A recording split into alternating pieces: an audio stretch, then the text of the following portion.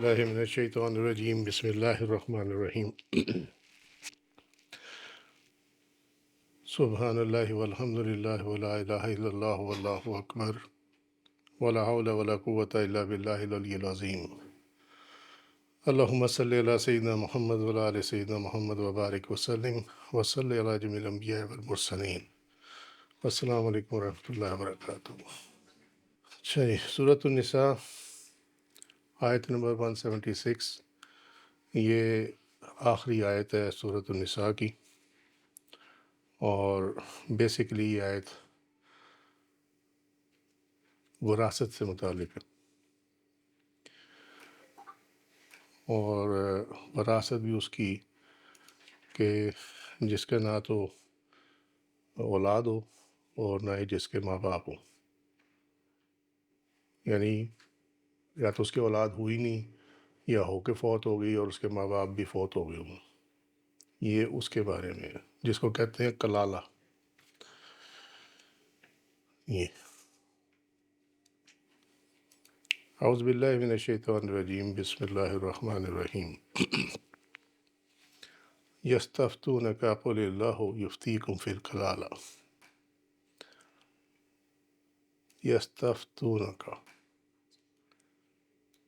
یا لگی ہوئی ہے، اس کا مطلب یہ کہ تھرڈ پرسن کی بات ہو رہی ہے کہ آپ سے فتویٰ مانگتے ہیں، فیصلہ مانگتے ہیں۔ ناؤ واٹ از فتویٰ؟ ٹھیک ہے، ہم یہ ورڈ بڑا کامنلی یوز کرتے ہیں، کوئی اس میں مشکل والی بات نہیں ہے، انڈرسٹینڈنگ بھی ہوگی، ڈیفینیٹلی ہوگی، مگر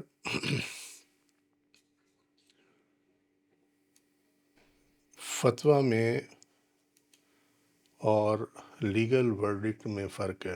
اگر آپ اس کو پلینلی ٹرانسلیٹ کریں انگلش میں تو it will be translated as verdict, فتویٰ، ٹھیک ہے۔ لیکن فتویٰ جو ہے وہ جو شریعت ہے کسی چیز کے بارے میں کیا حکم دیتی ہے، فتویٰ اس کو کہتے ہیں، ٹھیک ہے۔ جہاں تک لیگل ورڈکٹ کا تعلق ہے تو وہ اس کے لیے عربی میں قضا کا لفظ استعمال ہوتا ہے، جس سے قاضی نکلا ہوا، قضا، قاف ضاد یا، ٹھیک ہے، یا مکسورہ آئے گا اس کے اوپر۔ تو وہ قضا وہاں لیگل ورڈکٹ کے لیے استعمال ہوتا ہے، اور یہ جو فتح ہے، یہ فتویٰ جس کو ہم کہتے ہیں، یہ شریعت اس کے بارے میں کیا حکم دیتی ہے یہ فیصلہ ہوگا۔ اب فرق دونوں میں کیا ہے؟ فرق دونوں میں یہ ہے کہ جب قضا کا لفظ استعمال کیا جائے تو وہاں پہ تعزیر بھی انوالو ہو جاتی ہے، تعزیر، اور تعزیر یہ ہے کہ وہ کوئی ایسی چیز ہے جس کے بارے میں کلیئر کٹ سزا جو ہے وہ نازل نہیں کی گئی قرآن میں، اور نہ ہی وہ وارد ہے حدیث میں۔ اس کے اوپر قاضی کو یہ اختیار ہے کہ وہ اس کے قریب ترین جو مسئلہ ہے اس کے مطابق جتنی چاہے وہ سزا دیتے۔ اس کو تعزیر کہتے ہیں، جو لیگل فٹرنٹی ہے اس کے اندر اس کو تعزیر کہتے ہیں۔ پھر تو وہ معنی چینج ہو گئے جب سسٹم آف گورنمنٹ جو ہے، گورننس، وہ چینج ہوا تو پھر وہ معنی اور چینج ہو گئے، مگر ہم چونکہ بات دین کی کر رہے ہیں، سم ٹائمز یہ ہوتا ہے کہ فتویٰ لا آف لینڈ کے خلاف ہوتا ہے۔ پاکستان میں اکثر ایسا ہی ہے، حالانکہ کانسٹیٹیوشن یہ کہتا ہے کہ شریعت کے خلاف کوئی قانون نہیں بنے گا، مگر فتویٰ جو ہے وہ کچھ اور کہتا ہے۔ فار ایگزامپل میں اس کی مثال دے دیتا ہوں کہ وہ جو ہوتا ہے اپنا طلاق لینے کا حق عورت کو جو ہے، خلا کے کیس میں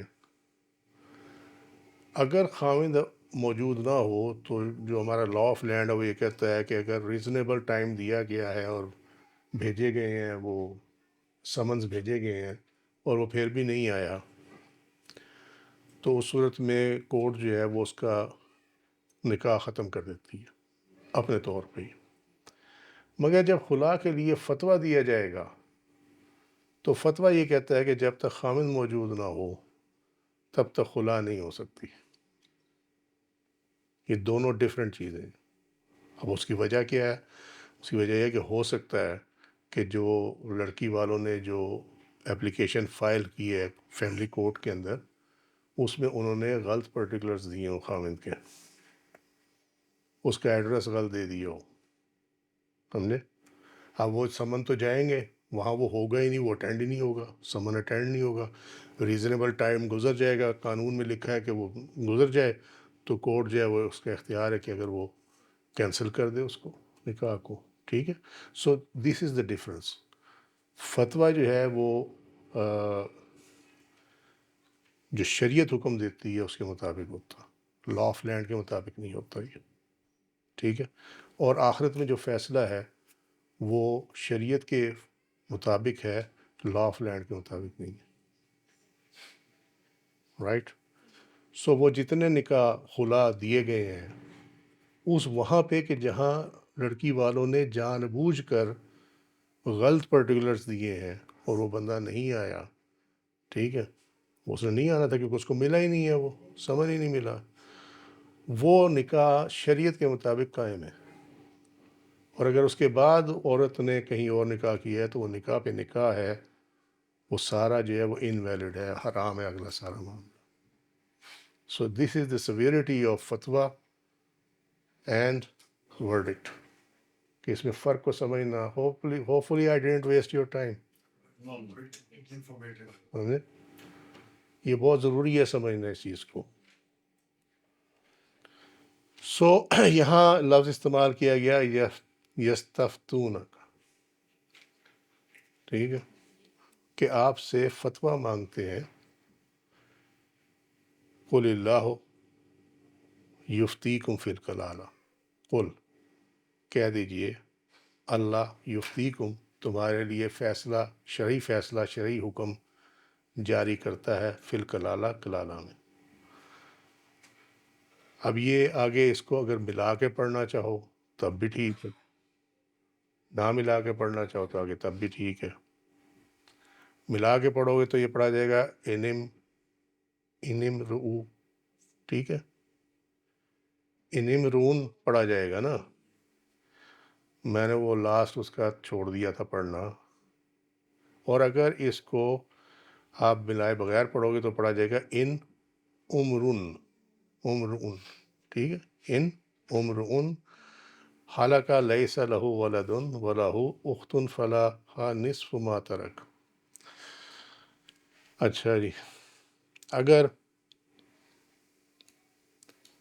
ایسا شخص فوت ہو جائے،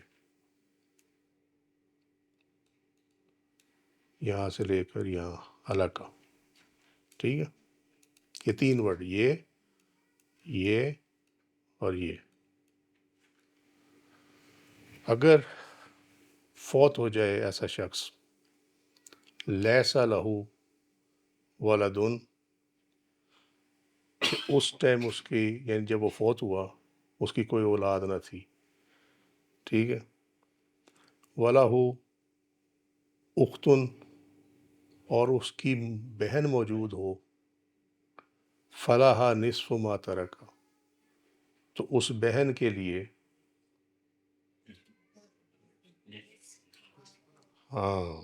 جو ترکہ ہے اس کا نصف ہوگا. اب یہ ترجمے میں دیکھ رہے ہو، یہ ترجمہ الحمدللہ اپنا ہی ہے، یہ ترجمے دیکھ رہے ہو گے اور ماں باپ بھی لکھا ہوا بیچ میں، ٹھیک ہے. یہ ترجمے میں اس لیے آیا ہے کہ کلالہ سے متعلق جو ہمیں فتویٰ ملتا ہے حدیث کو ساتھ ملا کے، اس کے مطابق جو ہے وہ ماں باپ بھی شامل ہے، کہ اگر ماں باپ نہ بھی ہوں اور اولاد بھی نہ ہو اور ایک بہن موجود ہو تو اس کا جو حصہ ہوگا ترکہ میں سے وہ آدھا ہوگا اور باقی جو ہے وہ جائے گا عصبہ میں، ٹھیک ہے، عصبات جو ہیں ان کے اندر جائے گا وہاں پہ. اچھا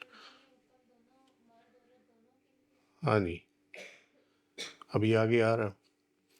وَهُوَ يَرِثُهَا إِن لَّمْ يَكُن لَّهَا وَلَد، ٹھیک ہے. اگر موت کے وقت عورت کی اولاد نہ ہو، ٹھیک ہے، وَهُوَ يَرِثُهَا إِن لَّمْ يَكُن لَّهَا وَلَد۔ اب کہو گے یہاں عورت کا ذکر کہاں ہے؟ تو عورت کا ذکر جو ہے نا وہ لہا کے اندر ہے، ہا کے اندر ہے، ٹھیک ہے، یہ جو ہا لگی ہوئی ہے نا یارسوہا میں اور لہا میں، ٹھیک ہے، تو اگر عورت فوت ہو اور اس کی اولاد نہ ہو، ٹھیک ہے، فَإِن وَإِن لَّمْ يَكُن لَّهَا وَلَد، مگر بھائی موجود ہو، فَإِن كَانَتَا اثْنَتَيْنِ فَلَهُمَا الثُّلُثَانِ مِمَّا تَرَكَ۔ اس میں کوئی غلطی تو نہیں ہوگی؟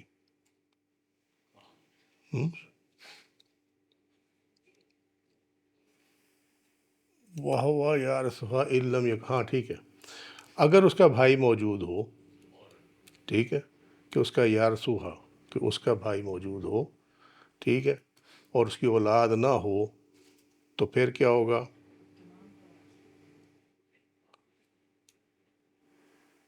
وہ تمام ترکے کا وارث ہوگا،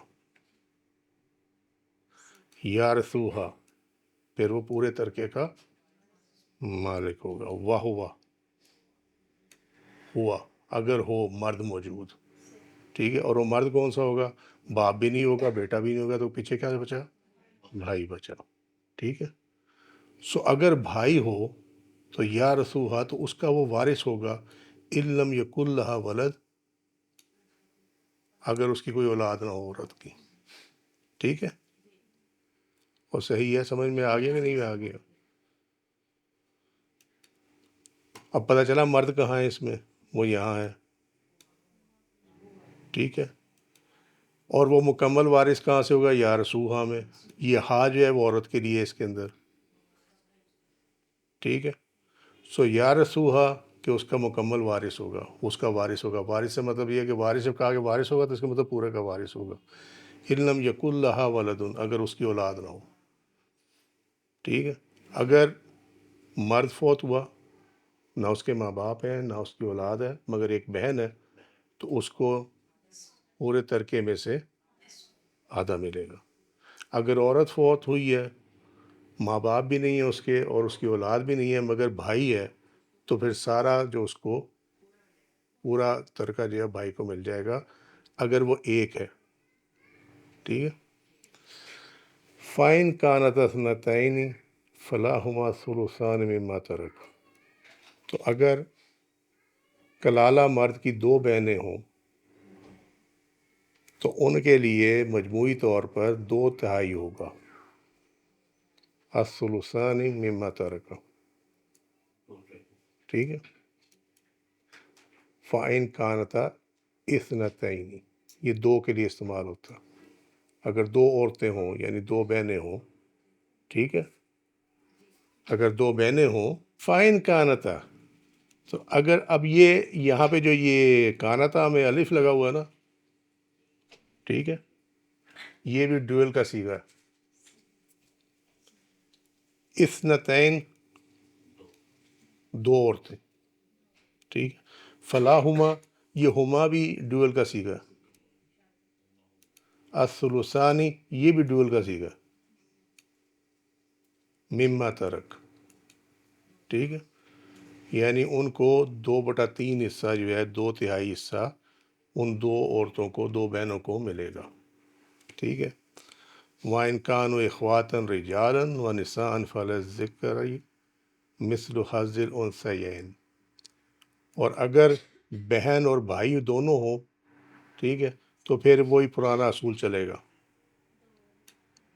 کہ ایک مرد کا ایک حصہ جو ہے دو عورتوں کے حصوں کے برابر ہوگا، 1:2 کی ریشو ہوگی، ٹھیک ہے، یبین اللہ لکم ان تضلوا، اللہ تعالیٰ تمہارے لیے یہ کھول کر بیان کرتا ہے، ان تضلوا کہ کہیں گمراہ نہ ہو جاؤ، واللہ بکل شیء علیم، اور اللہ تعالیٰ ہر شے کے ظاہر اور باطن کو جاننے والا ہے، ٹھیک ہے، اس کی ضرورت کیوں پیش آئی یہاں پہ؟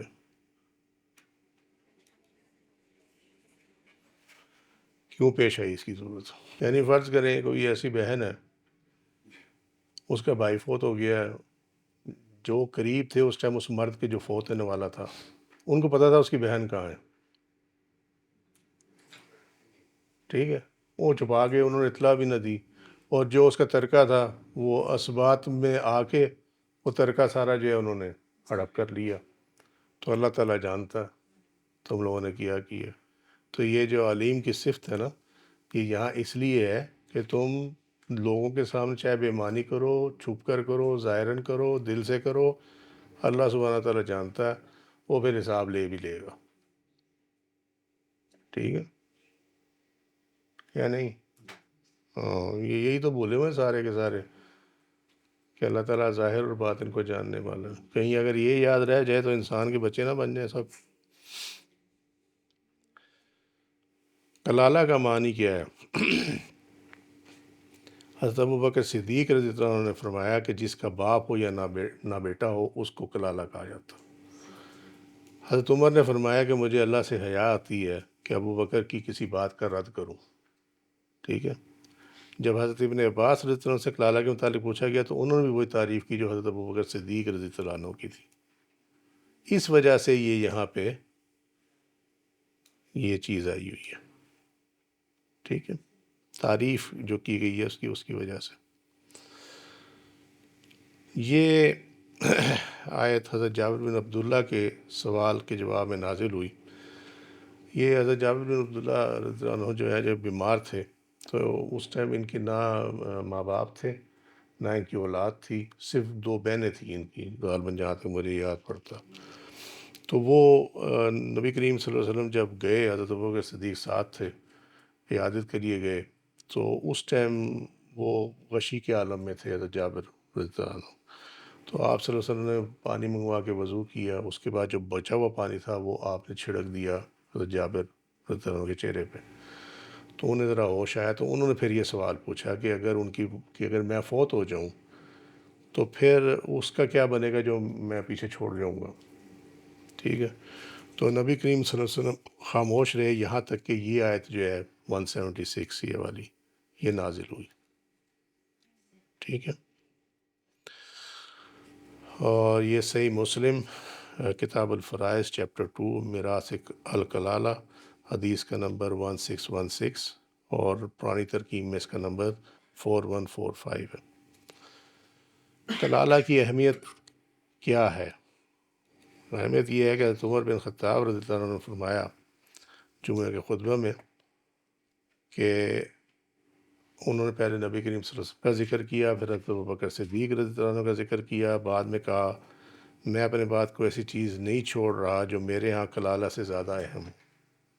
میں نے رسول اللہ صلی اللہ علیہ وسلم سے کسی چیز کے بارے میں اتنی مراجعت نہیں کی جتنی کلالہ کے بارے میں کی، اور آپ نے بھی مجھ سے کسی چیز کے بارے میں اتنی شدت اختیار نہیں فرمائی جتنی کلالہ کے بارے میں فرمائی، حتیٰ کہ آپ نے اپنی انگلی میرے سینے میں چبوئی اور فرمایا اے عمر تمہیں موسم گرما والی آیت کافی نہیں جو سورۃ النساء کے آخر میں ہے، اور میں اگر زندہ رہا، یعنی وہ کہتے ہیں حضرت عمر کہتے ہیں کہ میں اگر زندہ رہا تو اس کے بارے میں ایسا واضح فیصلہ کروں گا جس کے مطابق قرآن پڑھنے والا یا قرآن نہ پڑھنے والا بآسانی فیصلہ کر سکیں گے۔ یعنی وہ کہتے ہیں کہ کلالہ کے بارے میں نے نبی کریم صلی اللہ علیہ وسلم سے بہت زیادہ دریافت کیا، بہت زیادہ سوال کیے، تو آخر میں جو لاسٹ جو جواب تھا وہ یہ تھا کہ کیا موسم گرما میں نازل ہونے والی یہ جو آیت ہے 176 سورۃ النساء کی، کیا یہ کافی نہیں ہے، ٹھیک ہے۔ تو انہوں نے کہا کہ پھر میں اب ایسا فیصلہ اس کے مطابق کر جاؤں گا کہ جو قرآن پڑھ سکتا ہو سمجھ سکتا ہو، اور جو نہ پڑھ سکتا ہو وہ بھی اس کو بھی پرابلم نہیں ہوگی کلالہ کے بارے میں فیصلہ کرنے کی، ٹھیک ہے۔ کیونکہ معاملہ یہ ہوتا ہے کہ یہ جب کلالہ وہ چھوڑ گیا مال تو یہ پھر اسٹیٹ کی ذمہ داری ہے کہ وہ صحیح حقدار تک پہنچے، اور اب اسٹیٹ جو ہے وہ اور الٹے پلٹے کاموں میں مصروف ہو گئی ہے، تو اب جو ارد گرد جو لوگ ہیں فوت ہونے والے کہ یہ ان کی ذمہ داری ہے کہ وہ حقدار کو اس کا حق پہنچائیں، ٹھیک ہے۔ صحیح مسلم کتاب الفرائض چیپٹر 2 اور حدیث کا نمبر 1617 4150 پرانی ترکیب میں اس کا نمبر ہے۔ بعض نے کہا جب کوئی مرد فوت ہو جائے اور وہ اس کی بیٹی اور بہن موجود ہوں،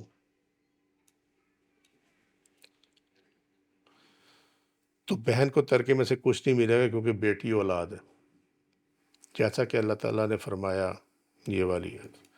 اور اس صورت میں ہے کہ جب بیٹا نہ ہو اور صرف بیٹی ہو تو اس کا ترکہ میں سے نصف ہے، جیسا کہ فرمایا یہ وَإِنْ كَانَتْ وَاحِدَةٌ فَلَهُمَا النِّصْفُ۔ جبکہ میت کے بھائی اور بہن ہو تو بیٹی کی موجودگی میں انہیں میت کے ترکے میں سے کچھ نہیں ملے گا۔ جب میت کی بہن کو کچھ نہیں ملے گا تو بقیہ نصف بیٹی کو مل جائے گا، اس طرح وہ کل میراث کی مالکہ بن جائے گی۔ لیکن اس میں نظر ہے، اس میں نظر سے مراد کیا ہے کہ یہ فتویٰ جو ہے اس پہ اختلاف ہے، یہ ٹھیک نہیں ہے، ٹھیک ہے۔ یعنی غور طلب بات یہ ہے کہ جب میت کا بیٹی کے ساتھ بیٹا بھی ہو تو بیٹے کو بیٹی کی نسبت دگنا حصہ ملے گا۔ یہ تو سمجھ میں آتی ہے نا تم لوگوں کو، جیسا کہ اللہ تعالیٰ نے فرمایا وَإِنْ كَانُوا إِخْوَةً رِجَالًا وَنِسَاءً فَلِلذَّكَرِ مِثْلُ حَظِّ الْأُنْثَيَيْنِ۔ اس وجہ سے بیٹی کو کل میراث نہیں مل سکتی اور بقیہ نصف جو ہے وہ عصبہ میں تقسیم ہوگی۔ اوپر کیا کہہ رہے ہیں کہ وہ ساری اس کو مل جائے گی، نہیں، وجہ یہ ہے کہ یہ فیصلہ ہوا ہے کہ مرد کا ایک حصہ دو عورتوں کے حصوں کے برابر ہوگا، 1:2 کی ریشو، بار بار جو کہتے ہیں ہم لوگ، ٹھیک ہے۔ بقیہ نصف جو ہے وہ عصبہ میں تقسیم ہوگا، جو نیکسٹ ٹو کن ہے، آگے جو آ رہے ہیں، ٹھیک ہے۔ بعض روایات کے مطابق جب بیٹی کے ساتھ بہن بھی موجود ہو تو بہن عصبہ میں شامل ہے، اس لحاظ سے بہن اس کی زیادہ حقدار ہے کہ اگر میت نے صرف ایک بیٹی اور ایک بہن چھوڑی ہے تو بیٹی کو نصف دینے کے بعد بہن کو نصف ترکہ دیا جائے، واللہ عالم، ٹھیک ہے، کیونکہ وہ عصبہ میں ہے تو پھر اس کو ملنا چاہیے۔ اس آیت میں دو عورتوں کے لیے ترکہ میں سے مجموعی طور پر 2/3 کا تذکرہ فرمایا گیا ہے، لیکن 3 یا 3 سے زائد عورتوں کا ذکر نہیں فرمایا گیا۔ اسی طرح اس سے پہلے آیت میں ایک بیٹی کا ذکر فرمایا مگر 2 بیٹیوں کا ذکر نہیں فرمایا۔ آیت کے اوپر ہے نا کہ اگر ایک بہن ہو، ٹھیک ہے، جبکہ سورۃ النساء میں 3 یا 3 سے زائد کا ذکر فرمایا گیا۔ یہ فَإِن كُنَّ نِسَاءً فَوْقَ اثْنَتَيْنِ فَلَهُنَّ ثُلُثُ مَا تَرَكَ، اور اگر عورتیں 2 سے زائد ہوں تو ان کے لیے مجموعی طور پر 2/3 ترکہ ہے۔ لہٰذا بیٹیوں کے حق کے بیان میں بہنوں کے حق کا بیان بھی ہے، ٹھیک ہے۔ اسی طرح بہنوں کے حق کے ذکر میں بیٹیوں کے حق کا بیان بھی ہے، جیسا کہ کلالہ میں اوپر آیا ہوا۔ اسی میں قیاس کی دلیل موجود ہے، اور اس باب میں اسی قیاس پر اکتفا کیا جائے گا، ٹھیک ہے۔ یعنی بیٹی کو، اگر بیٹی کے بارے میں حکم موجود ہے تو بہن کو جو ہے بیٹی پہ قیاس کیا جائے گا، اور اگر بہن کے بارے میں حکم موجود ہے تو پھر اس کو جو ہے وہ بیٹی پہ قیاس کیا جائے گا، ٹھیک ہے۔ اچھا جی، وَإِنْ كَانُوا إِخْوَةً رِجَالًا وَنِسَاءً، اخواتن میں مرد، رجالن اور عورت، و نساء دونوں ہی شامل ہیں۔ اس کی جو فردر دلیل ہے فَإِنْ كَانَ لَهُ إِخْوَةٌ فَلِأُمِّهِ السُّدُسُ، اگر اس میت کے بہن بھائی ہوں تو اس کی ماں کے لیے چھٹا حصہ ہے۔ سو جہاں یہ لفظ آ جائے اخواتن یا اخواتن، یہ جس طرح آیا ہوا یہ that means both male and female. یہاں بھائی بہن کی موجودگی نے میت کی ماں کو 1/3 سے حجب میں رکھا۔ حجب سمجھتے، یاد آیا کچھ ہم نے وراثت پڑھی تھی، حجب پردہ، کہ وہ روک دیتا ہے اس کو،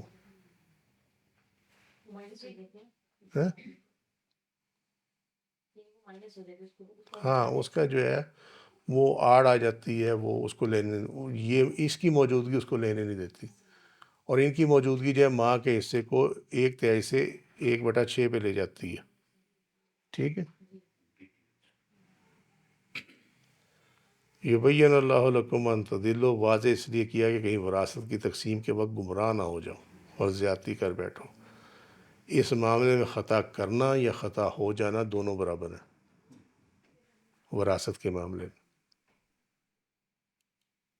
سمجھے؟ وراثت کے معاملے میں خطا ہو جانا یا خطا کرنا دونوں برابر ہیں۔ واللہ بکل شیء علیم، اور وہ یہ ہم پہلے ڈسکس کر چکے ہیں، یہ وہی ہے وعید کے لیے کہ اگر غلط کرو گے تو اللہ جانتا ہے ظاہر بات ہے۔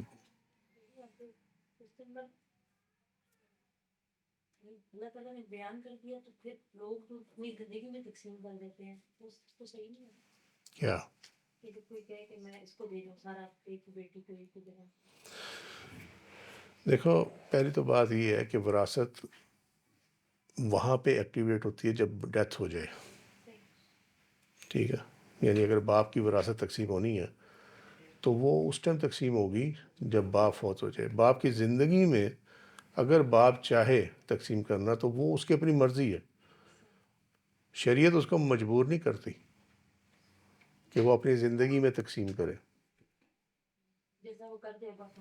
اب معاملہ یہ ہے کہ وہ کرنا چاہتا، ٹھیک ہے، تو وہ کرنا چاہنے میں اس میں یہ اس کے لیے جو حکم ہے وہ یہ ہے کہ مساوات رکھے، یعنی یہ نہ کرے کہ ایک کو زیادہ دے دیا ایک کو کم دے دیا، اولاد کے اندر جو ہے مساوات رکھے۔ اگر وہ کسی وجہ سے اس نے کسی کو زیادہ دینا ہے تو اس کی کوئی جسٹیفیکیشن ہونی چاہیے، جیسے مثال کے طور پہ اس کا باپ کے نام پہ گھر ہے مگر اس گھر میں اس کی کنسٹرکشن میں ایک بیٹے نے پیسہ جو ہے وہ لگایا ہوا، ٹھیک ہے، تو لہذا یہ جسٹیفیکیشن ہے کہ میں اس کو اس لیے زیادہ دے رہا ہوں کہ اس نے اس میں پیسہ لگایا ہوا، ٹھیک ہے نا، اس میں دوسروں کو اعتراض نہیں ہونا چاہیے، اصول کی بات یہ ہے۔ اب آ جائیں بات کہ جی اگر وہ اپنی زندگی میں ایکچولی وہ مالک ہے اپنے مال کا، وہ چاہے سارا کسی کو دے دے چاہے کسی کو نہ دے، چاہے وہ کسی فاؤنڈیشن کو دے دے کچھ کر دے، یہ اس کی اپنی مرضی، اس کا مال ہے، وہ اس کو حق اللہ نے دیا ہوا ہے کہ وہ اپنے مال کو جیسا چاہے خرچ کرے، ٹھیک ہے، مگر جب وہ اولاد میں تقسیم کرے گا تو پھر اس کو یہ کہا ہوگا کہ زیادتی نہ کرے کسی کے ساتھ، بس یہ ہے اس کا معاملہ۔ اس کو آبزرو کرنا پڑے گا کہ کم از کم مساوات تو رکھے، ٹھیک ہے، نہیں۔ پھر اس میں ایک چیز آ جاتی ہے ہبہ، ٹھیک ہے، کیونکہ زندگی میں تو وراثت تقسیم نہیں کر سکتا نا، یہ جتنے جو ہیں یہ ریٹس ہاف اور یہ 25% اور 33%، یہ سارے اپلائی ہوتے ہیں آفٹر ڈیتھ۔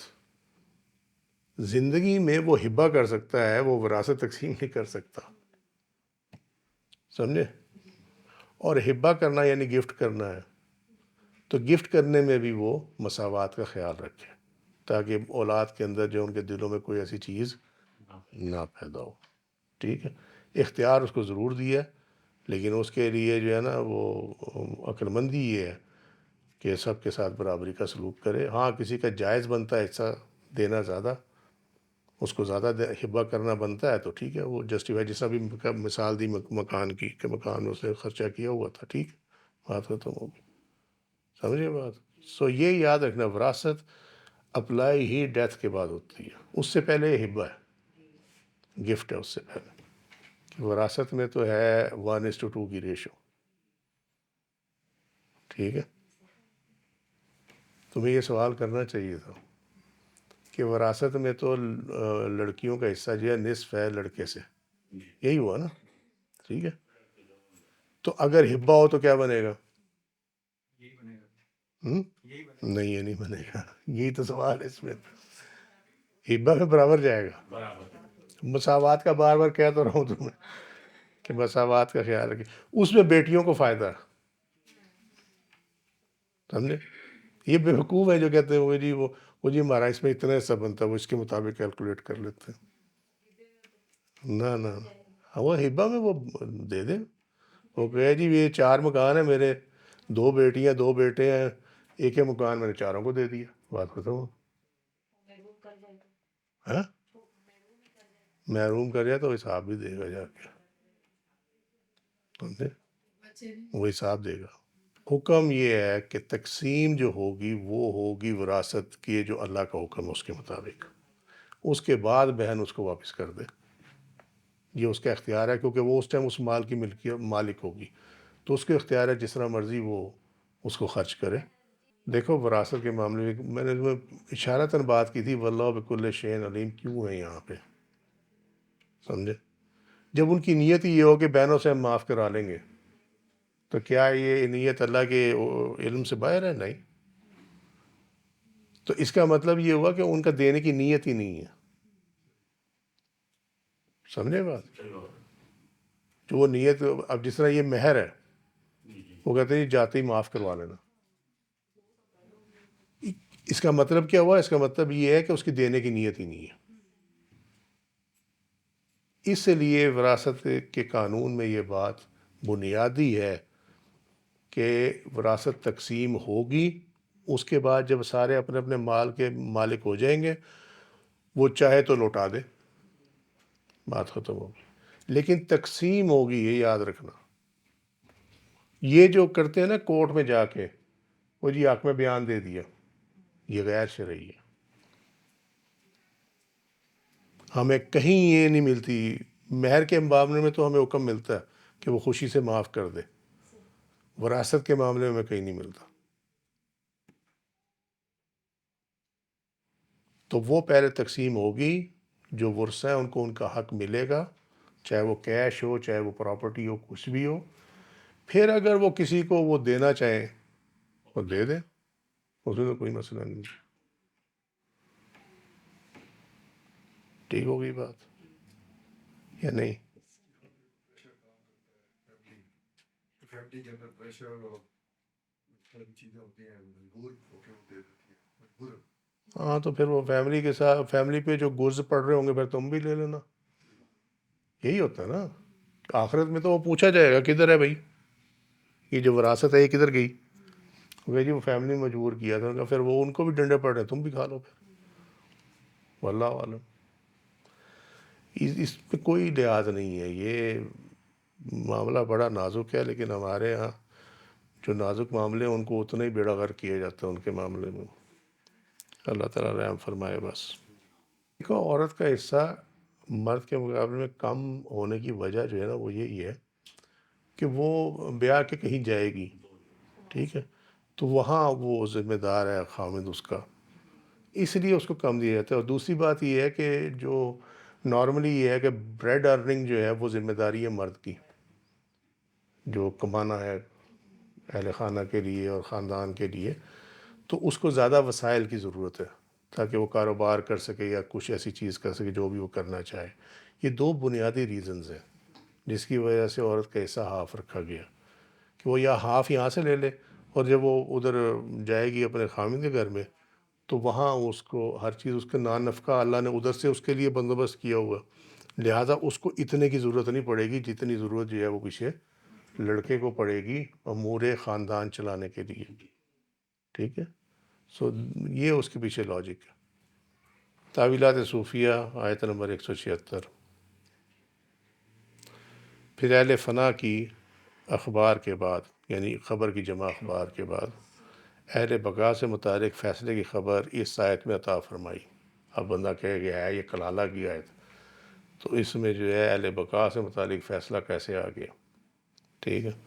اس میں اشارہ ہے کہ اللہ تعالیٰ نے ارکان اسلام اور احکام شریعہ اور غلام کی ولا نبی صلی اللہ علیہ وسلم کے لیے بیان فرما دیے تھے، لیکن ترکہ کی تقسیم سے متعلق احکامات بیان نہیں فرمائے تھے. ترکہ کے احکامات اللہ تعالیٰ نے اس وقت نبی کریم صلی اللہ علیہ وسلم کو عطا کیے، جس کے متعلق صدائی کی حدیث میں ہے کہ آپ صلی اللہ علیہ وسلم نے فرمایا ان اللہ لم یرد فیہا بقسم ملک مقرب ولا نبی مرسل حتی قسمہا.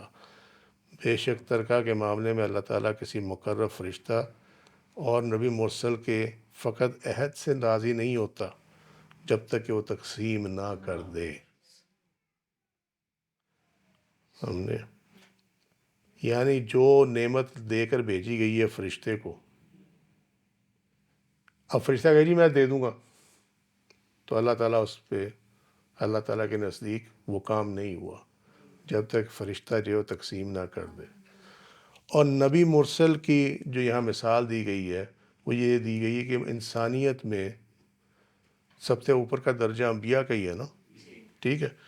سو سب سے بلند درجے پہ جو ہے اس کو اس کی چھوٹ نہیں ہے. کہ وہ صرف یہ کہہ دے کہ جی ہاں جی ٹھیک ہے میں دے دوں گا. تو اللہ تب تک راضی نہیں ہوتا جب تک وہ نبی بھی جو ہے وہ تقسیم نہ کر دے. سمجھے؟ تو پھر پیچھے عام امتیوں کی اور عام انسانوں کی بات ہی کیا رہے گی. یہی تو بات میں سمجھا رہا تھا کہ تقسیم لازمی ہوگی، جو مرضی کر لو. یہ اللہ کا حکم ہے. یس. کتاب السنن الکبریٰ امام بحیقی کی، یہ سارا اس کا ریفرنس آگے لکھا ہوا ہے. حدیث کا نمبر 3125 ہے. یعنی تمام حقداروں کو ان کا حق دے دیا جائے سوائے اس کے کہ کوئی وصیت موجود نہ ہو یا اس کے ذمہ وراثت کی تقسیم لگائی گئی. جو بھی بات ہم نے کی ہے وہی ہے. ایٹ دی فرسٹ انسٹنس نا. ہاں یس. فرسٹ امیڈیٹلی جیسے ڈیتھ ہوئی ہے اس کی تجہیز و تکفین سے فارغ ہو کر اور اس کے بعد جو ہے وراثت تقسیم کر دی جائے. یہاں لے کے بیٹھے رہتے ہیں، وہ انتظار کرتے ہیں نا بے نشانے کو آگے پیچھے ہو جائیں، کو فوت ہو جائے کو سمجھے نا. کسی کو دبا لیں. ہاں کچھ ہو جائے، کو باہر چلا جائے، جان چھوٹے کو. اب اس کی وجہ کیا ہے، اس کی اس حکم کی وجہ کیا ہے؟ وجہ یہ ہے کہ دنیا کو انسانوں کے لیے مزین کر کے دکھایا گیا ہے. مال کی محبت طبیعت میں شامل ہے. عام انسان کی جبلت ہوس پر قائم ہے. اس وجہ سے اگر کہیں اللہ تعالیٰ نے ورثہ کے حصے متعین نہ کر دیے ہوتے اور اس کی ذمہ داری نبی کریم صلی اللہ علیہ وسلم پر ڈال دی ہوتی تو شیطان لوگوں کے دلوں میں نبی کریم صلی اللہ علیہ وسلم کے فیصلوں کے خلاف کراہت یعنی ناپسندیدگی ڈال دیتا، جو کہ بہرحال کفر ہے. یعنی معاملہ کیا ہے کہ اللہ تعالیٰ نے خود احکام وراثت جو ہے وہ نازل فرمائے، اس کو نبی کریم صلی اللہ علیہ وسلم کے کاندھوں پہ ذمہ داری نہیں ڈالی کہ جی وہ واضح کر دیں گے کس طرح کا دینا. ہاں اگر ایسا ہوتا کہ قرآن میں آیت نازل نہ ہوتی لیکن نبی کریم صلی اللہ علیہ وسلم کی حدیث میں موجود ہوتا کہ وراثت کیسے تقسیم ہونی ہے، تو فرمایا گیا ہے کہ یہ شیطان جو ہے لوگوں کے دلوں میں نا نبی کریم صلی اللہ علیہ وسلم کے خلاف، ہاں دلوں میں ان کے خلاف جو ہے نا وہ کراہت اور ناپسندیدگی اور نفرت اس طرح کی چیزیں ڈال دیتا. وجہ کیا ہے؟ وجہ یہ ہے کہ مال کا معاملہ ہے. مختصراً آپ اس کو سمجھ لیں، ٹھیک ہے. انہوں نے کہنا جی ہمارے ساتھ زیادتی کر دی، معاذ اللہ استغفر اللہ، یہ ہو گیا وہ ہو گیا. تو اللہ تعالیٰ نے خود جو ہے وہ کام نازل کر دیے تاکہ میرے نبی پہ کسی قسم کا کوئی معاملہ نہ آئے.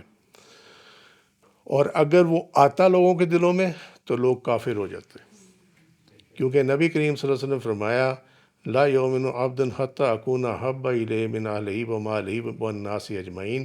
کوئی شخص صاحب ایمان نہیں ہو سکتا جب تک میں اس کے لیے اس کے اہل خانہ و مال اور تمام لوگوں سے بڑھ کر محبوب نہ ہو جاؤں. صحیح مسلم کتاب الایمان حدیث کا نمبر 168 اور نئی ترکیب میں اس کا نمبر 44. ٹھیک ہے. شیطان کا دلوں میں کراہت ناپسندیدگی ڈالنے کا واقعہ حضرت انس کی روایت میں ہے. انہوں نے بیان کیا یوم حنین پر جب اللہ تعالیٰ نے قبیلہ حوازن کے مال اپنے رسول اللہ صلی اللہ علیہ وسلم کو دلوا دیے تو جو بھی ملا رسول اللہ صلی اللہ علیہ وسلم نے اس کو تقسیم کرنا شروع کر دیا. قریش کے ہر شخص کو 100 اونٹ یعنی 100 اونٹ عطا کیے. الانصار میں سے کچھ لوگوں نے کہا اللہ اپنے رسول کو معاف فرمائے، وہ قریش کو تو دے رہے ہیں مگر ہمیں چھوڑ دیا، حالانکہ ہماری تلواروں سے حوازن کے لوگوں کا خون ابھی تک بہہ رہا ہے. ان کی یہ بات رسول اللہ صلی اللہ علیہ وسلم تک پہنچی. آپ صلی اللہ علیہ وسلم نے انصار کو چمڑے کے قبہ یعنی صاحبان کے نیچے جمع کیا اور خود بھی وہاں تشریف لے گئے. پھر فرمایا تمہاری جانب سے مجھ تک یہ کیا بات پہنچی ہے؟ تو انصار کے فقہا نے عرض کی یا رسول اللہ جہاں تک ہماری رائے کا تعلق ہے ہم نے کوئی بات نہیں کی. ہم میں سے کچھ نوجوانوں نے کہا تھا اللہ اپنے رسول کو معاف فرمایا اور وہ قریش کو تو دے رہے مگر ہمیں چھوڑ دیا حالانکہ ہماری تلواروں سے اب خون ابھی تک بہہ رہا. رسول اللہ صلی اللہ علیہ وسلم نے فرمایا بے شک میں تعریف قلب کی نیت سے ان لوگوں کو مال غنیمت دے رہا ہوں کہ تاکہ اللہ ان کے دلوں کو بدل دے جو پہلے کفر پہ تھے. کیا تم اس پر راضی نہیں ہو کہ لوگ تو اموال لے کر چلے جائیں اور تم اپنے گھروں کو رسول اللہ کے ساتھ لوٹ جاؤ؟ اللہ کی قسم جو تم لے کر لوٹو گے وہ اس سے کہیں بہتر ہے جو دوسرے لے کر لوٹیں گے. انہوں نے کہا بلا شبہ یا رسول اللہ ہم راضی ہیں. آپ سے فرمایا تم پر دوسروں کو زیادہ ترجیح دی جائے گی تو صبر کرنا یہاں تک کہ اللہ اور اس کے رسول سے مل جاؤ، تب میں حوض کوثر موجود ہوں گا. انہوں نے کہا ہم صبر کریں گے. ٹھیک ہے. صحیح مسلم کتاب الزکوٰۃ چیپٹر 46 حدیث کا نمبر 1059، پرانی ترکیب میں اس کا نمبر 2436۔ اس روایت سے ظاہر ہے کہ شیطان نے لطائف یعنی لطیفہ قلب کے ذریعے ان کے دلوں میں شر ڈال دیا۔ تو اگر ترکہ کی تقسیم کی ذمہ داری نبی کریم صلی اللہ علیہ وسلم پر ڈال دی جاتی تو شیطان رہتی دنیا تک اس حوالے سے امت کے دلوں میں شر ڈالتا رہتا، اور اس کا ازالہ ممکن نہ ہوتا، کیونکہ ہر کسی کے لیے آپ صلی اللہ علیہ وسلم سے ان کی حیات مبارکہ میں اور بعد از وفات ملنا ممکن نہیں ہے۔ لہذا اس معاملے کو اللہ تعالیٰ نے اپنے ہی پاس رکھا، کیونکہ واللہ بکل شیء علیم، اور اللہ ہر شے کا ظاہر اور باطن جاننے والا ہے، اور وہ اپنے بندوں کے لیے غفور الرحیم ہے۔ ٹھیک ہے،